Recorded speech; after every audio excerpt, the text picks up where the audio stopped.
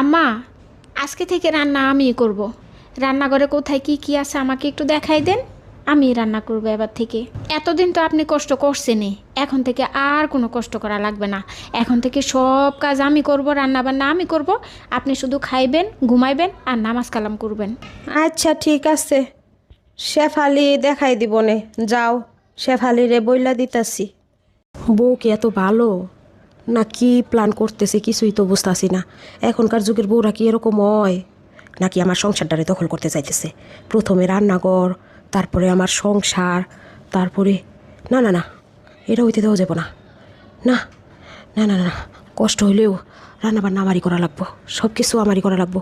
আমার হাড়ি পাতিল দখল করতেছে আইতে না আইতে, তারপরে না জানি পুরো সংসার ডাতি লইলে না। যাই তো দেই তো কী করতেছে। বৌমা, যাও যাও যাও, তুমি রান্নাঘর থেকে যাও। তোমার এত কষ্ট করে রান্না করা লাগবো না, কি সুন্দর হাত তো।